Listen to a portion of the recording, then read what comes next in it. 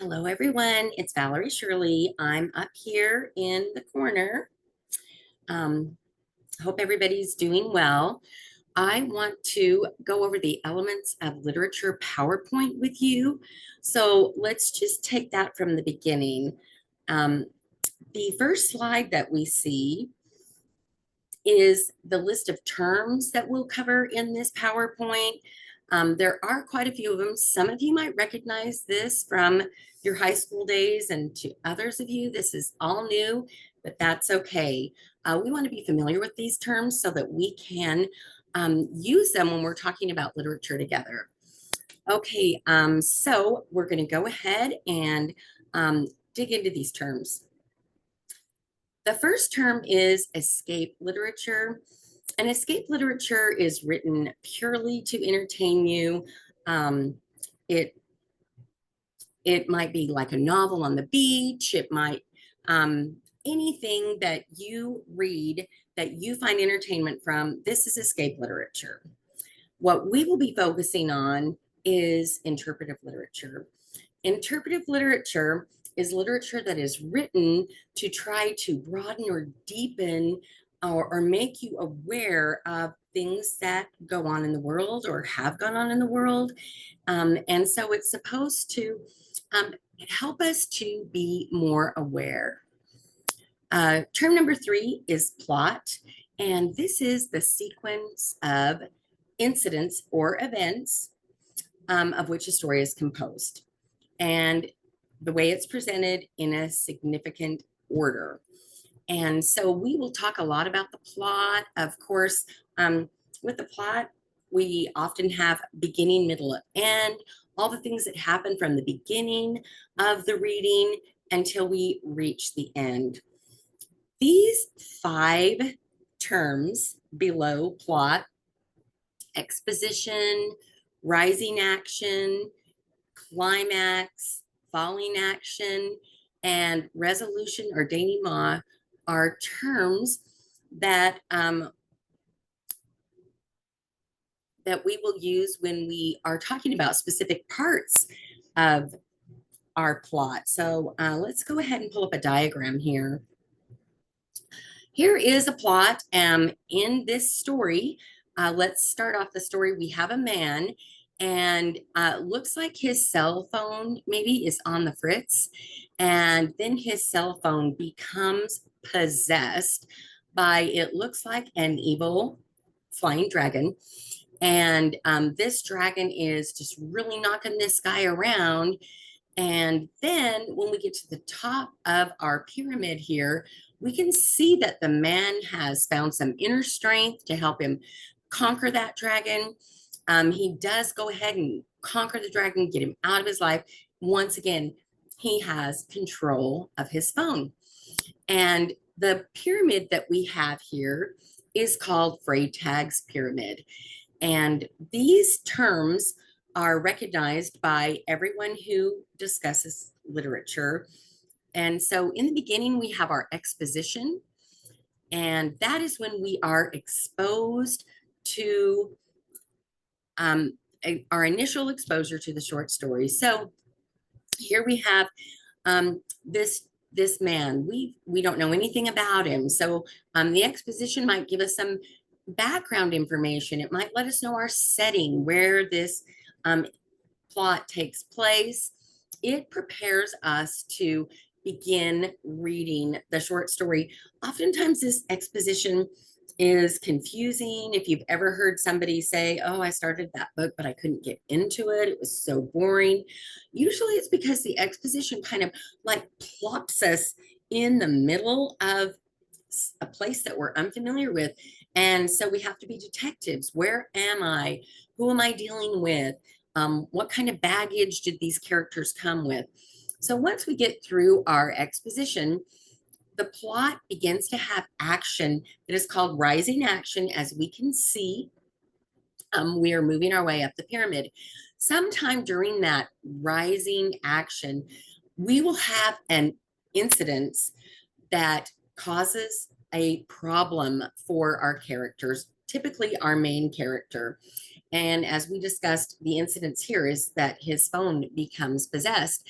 And as the rising action goes along, we find out more about how this problem is really plaguing this our character, and he's really getting his butt kicked.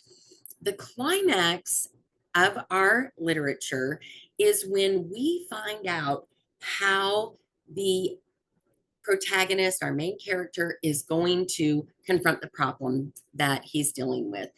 And oftentimes people call this the most exciting part of the short story. The story has reached a climax.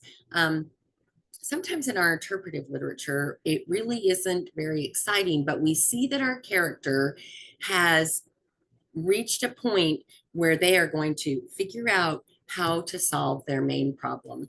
And so, again, we've got our character and he is kicking the dragon's butt. This all happens in our falling action. In the falling action, once our main problem has been solved, we might wrap up some loose details in this story. And then finally, we arrive at our conclusion of the story, or the denouement. And so this is a plot. And we'll use these terms when we talk about short stories together. In our next slide, we're at term number 4. We have a conflict, and I discussed this on a previous slide and said it's a problem that our character has to work through. And so the conflict can be any kind of a clash of actions that are going on, or ideas that people have that might be different from one another. Maybe our main character wants to accomplish something, has a desire to accomplish something, and have to work through some things so that they can figure out how to obtain the thing that they want, or their wills, what they would like to have happen. In terms of a conflict, we have external conflicts and internal conflicts for our characters.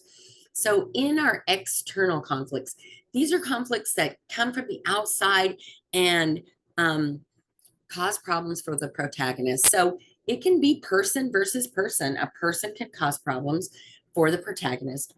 It can be person versus nature or the environment. Right now, we're in like an excessive heat wave, kind of.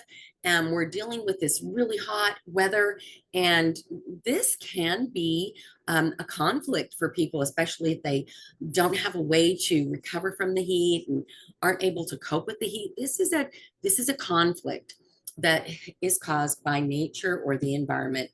A tornado might be something that is considered person versus nature or the environment. And the third external conflict is person versus society. And, this happens a lot. For instance, you might have a political view that something that is upsetting you in the society, and you are working to try to correct this incidence that's happening that's causing you stress or upsetting you. For myself, recently, I had a person versus society moment when I found myself speeding through Atlanta, Texas. And it truly was an accident. I just wasn't paying attention. Got pulled over by a cop. So here I have society coming in on top of me, causing a conflict. Suddenly I receive a ticket, and then I have to pay money. I can pay less money if I go to defensive driving. It's a whole thing. Society has caused a conflict in my life that I need to work through. Our internal conflicts are when a person is struggling with something within themselves, within himself or herself. And I guess I'll just go right to a serious internal conflict, which might be like an addiction. And this person is trying to conquer this internal conflict within themselves, or maybe the character is stuck in a spot and they don't know how to get out of it. What should I do? Am I going to go to college? Am I going to, try to become trained in a specific trade. I can't continue to live on my parents' couch. They're not happy with it. So this internal struggle, these are the two kinds of conflicts. And again, we have external conflicts and internal conflicts. Okay, moving on. The next thing that we are going to talk about is characterization. And the way that we meet our characters, find out who they are, what they're about, what their beliefs are, this is called characterization. And this is the process where the author reveals the personality of the character to you. And again, we really don't know much about him. So the author has to find a method to help us learn who those characters are. So I'm moving on to the next slide. There are two ways that the author can help us to learn who the character is. So again, this is called characterization. Direct characterization is when the author comes right out and says, this guy is ornery. He wakes up ornery. We know right away who this person is, an ornery old crotchety guy. And because the author has just come right out and told us, the author might say, he has gray hair. He walks with a cane. The author is directly telling us information about this character. And then we have indirect characterization. And this is again where we're kind of a detective. The character is revealed by the way that they act, the things that they do, how they respond to other characters. And we, again, we're kind of a detective. We have to say, oh my goodness, our protagonist is being a huge jerk right now. Why would he be treating another character this way? So within indirect characterization, it forces us to kind of analyze who or what is going on with this character by these indirect means. All right, moving on. Here we have types of characters. There's several types of characters. Our number one character is the protagonist, and oftentimes the protagonist is very obvious to us. It's the central character, the one that the reader follows with great interest to find out what's going to happen here. The conflict happens to the protagonist or maybe to the group that the protagonist is a part of. And we follow this protagonist with great interest. We become interested in what is happening to them. One thing that we've got going on here is the protagonist does not have to be a good person. When we're younger, we hear, oh, the protagonist is the good guy and the antagonist is the bad person who comes along and causes problems for our protagonist. And this isn't always true. Number 9 type of character is the antagonist. And this is a character that's pitted against the protagonist. And we said previously that our conflict can be coming in through, society or other forces from the outside against the character. And so it isn't always a character. Sometimes it can be that tornado or the oppressive heat. But one thing I want to say about the antagonist is the antagonist can be a really great person, but for some reason there's a conflict between the protagonist and the antagonist. And so we've read a couple short stories so that we're prepared to start using this terminology when we're writing about literature. But if I've got this dude who's living on the couch and doesn't really know what to do with his life, the antagonist could be the parents. And they're like, what are we going to do? He's stuck in the house. He's 30 years old. How can we light a fire under this kid to get him out of our house, get him to make some choices? And the protagonist is like, oh my goodness, I'm so comfortable living in the basement. Why would you guys be so horrible to me? So we can see that the protagonist probably isn't a great guy and the antagonists are not bad people, but there's a conflict between them. All right, moving on. We've got dynamic or round characters. This is a character who grows while they're responding to the things that happen to them during the plot. And so this character might start off being one way, but because of the things that happen to them, now they have changed. They've become enlightened, and they kind of change the way they're thinking or the way they're behaving. Our static or flat characters, these are characters that do not change throughout the piece. They begin the plot a certain way, and when the plot ends, when the story or the piece of literature ends, that character is still the same person. They didn't change. Again, this doesn't make him a bad person. Um, let's go back to those parents. The parents never have any kind of an enlightenment or a desire to change. And so they're going to be consistent throughout the story. They are static.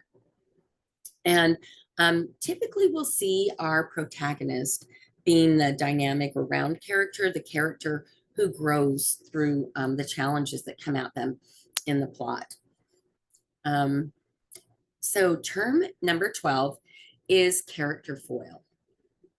This is a character who contrasts with another character, usually the protagonist, and they are so opposite that they make one another's qualities more evident.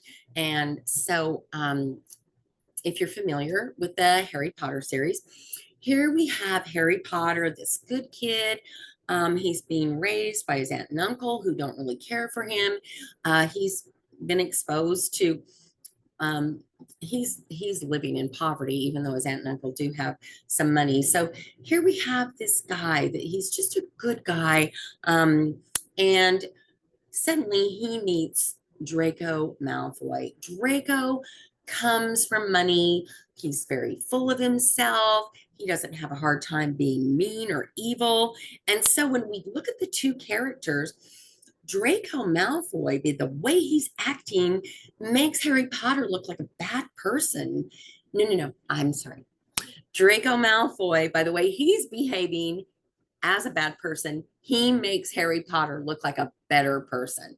We can see Harry's characteristics more clearly because of the way that Draco is behaving. And just the opposite occurs because we see Harry Potter behaving in a kind way, getting along with people, trying to learn.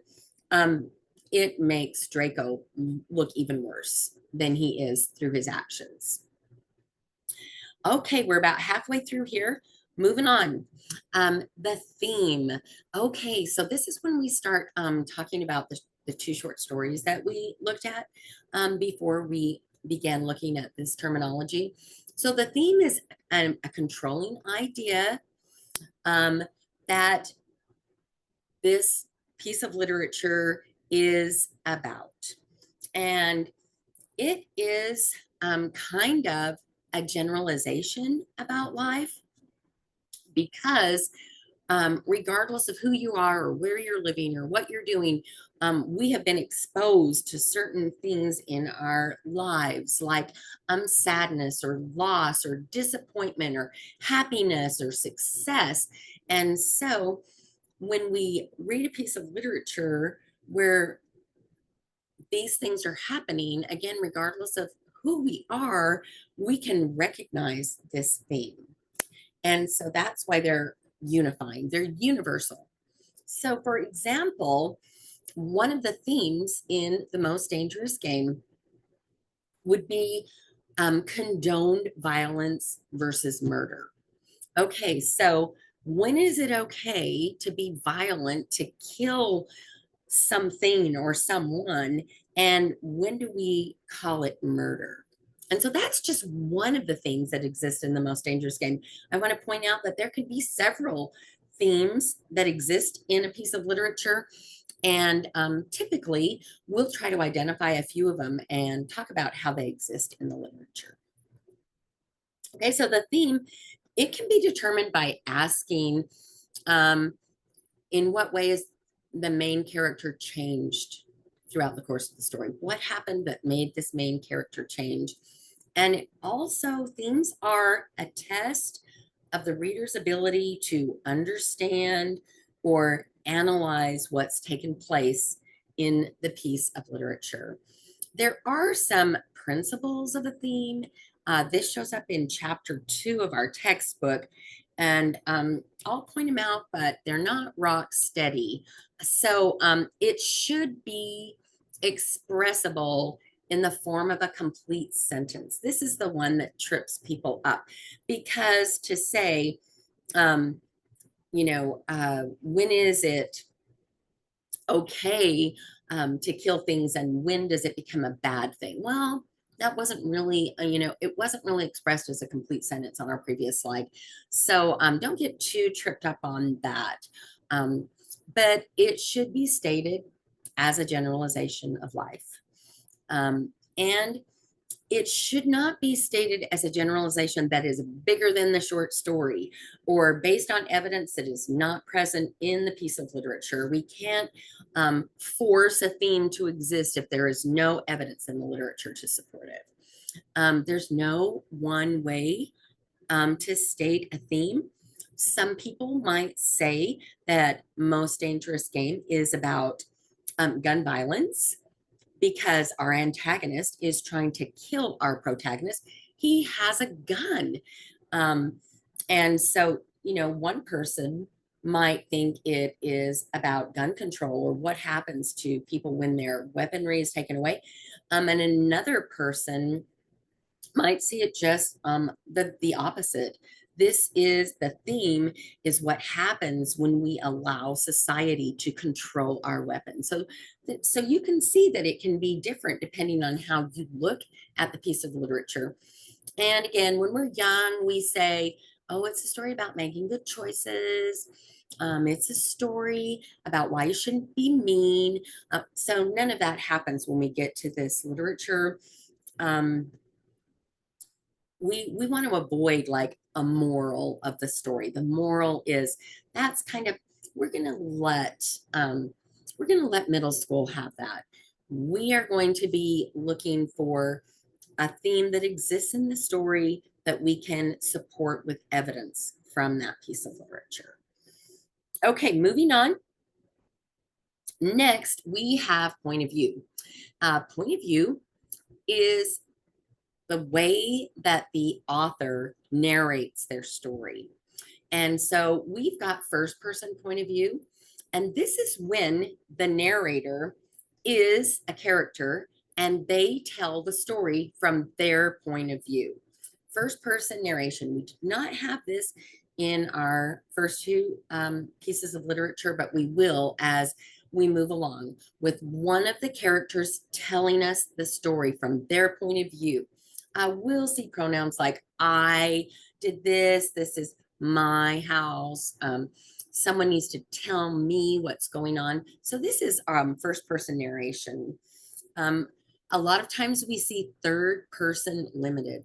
And this is when the narrator is not a person in the piece of literature, but someone from the outside of the literature who is telling us what's going on. They are narrating the short story or the poem or the movie to us. And third person limited is when the narrator really focuses primarily on one character, what's happening to that one character. And we did see this in Most Dangerous Game, third person limited, because most of the action was being described to us through Rainsford, how he fell from a yacht, how he meets a man that he thinks is like, oh my gosh, you and I are so similar. We've got so much in common. And then suddenly, no, we have nothing in common. You're trying to kill me. So we're hearing all of this through Rainsford's point of view. And this is when we're going to hear pronouns like he, him, they, them type things. Third person omniscient is when the narrator is all knowing. They know everything. They know every character's background, the choices they're going to make in the future. They know that a storm's rolling in later tonight. This is third person omniscient. Okay, next, we have symbol, and this is something that represents itself as well as something else. It can be a person, an object, a situation, an action, or another element. And one way to point out a symbol, it might be, a flag. So here we have a piece of fabric. We attach it to a pole. We put it in front of our house. It's a flag. That's all that it is. But that flag can symbolize like our pride in our country or a celebration of something that is happening in the country, so that we can see the flag in and of itself is just a flag, but it also symbolizes something else. Okay, next we have epiphany. And this is when a character learns significant things about himself or herself or other people, or sometimes just life. And they suddenly recognize something that they didn't see before. This insight that the character receives often changes the character. And so here's our example. In The Most Dangerous Game, Rainsford's ideas about how a hunted animal might feel change dramatically when he becomes the hunted versus the hunter. So we know in our exposition, we meet Rainsford. He's hanging out with his friend Whitney on their yacht, and they're headed off to go hunting in Rio de Janeiro. And Whitney, who we know for just about two shakes, says, "I wonder how an animal feels when they're being hunted." And Rainsford tells Whitney, "What are you even talking about? That doesn't matter. Who cares what the hunted animal feels like? I'm a hunter. I'm out there to kill animals, not to psychoanalyze them." But then later, after Rainsford has been hunted by a narcissistic maniac, he suddenly starts, he tells, well, the narrator tells us Rainsford's freaking out. He's losing his cool. He's having to tap into some of his previous hunting experiences. He doesn't know if he's going to live or die. All of this is going on for Rainsford. And so suddenly his epiphany might be, yeah, when something or someone is being hunted, that is very dramatic. And it really, is something that you need to think about. What might this animal, this person, be feeling when they're being hunted, when they're being oppressed by someone who's stronger than them?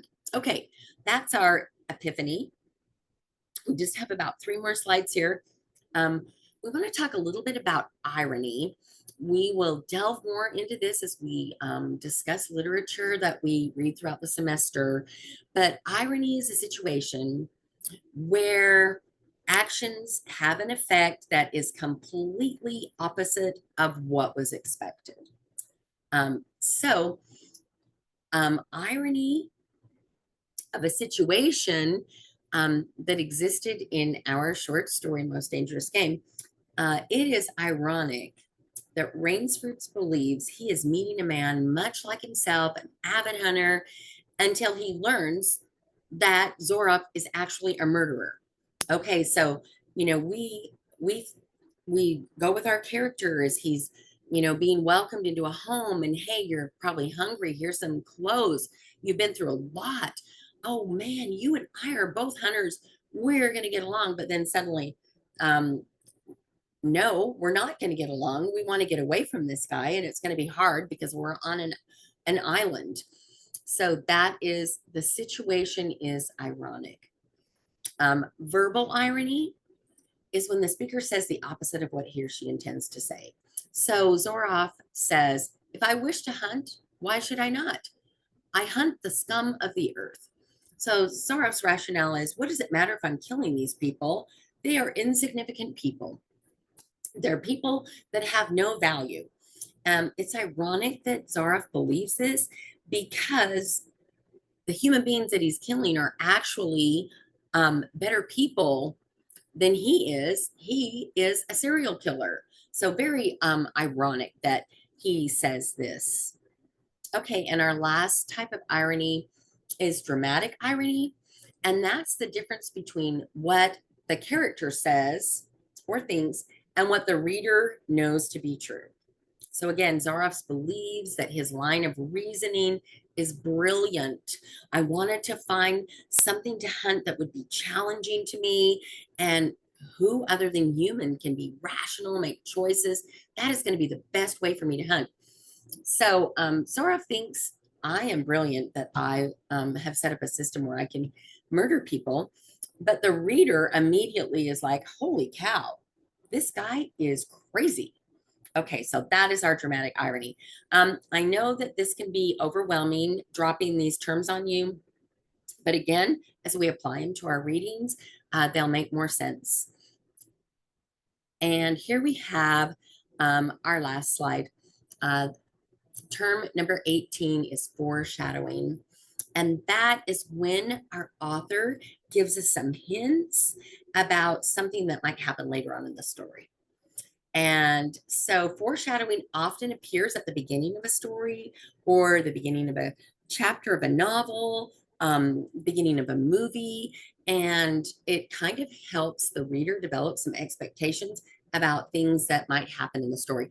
Sometimes we don't recognize foreshadowing until we get to the end of the plot, and then we say, oh my goodness, I know why that happened. Remember, we got some clues about that in chapter 3 of our novel. So there you go. This is our terminology. And again, we will be using the terminology as we talk about the short stories or the poetry, the novel, the movies that we will be discussing throughout the semester. And let's see if I can make myself bigger so I can tell you goodbye, have fun. I appreciate the way you're talking about things in the forum. And now we can start applying some of this terminology when we talk about the short story together. So that's it for me. See you soon. Email me if you need me, and talk to you later.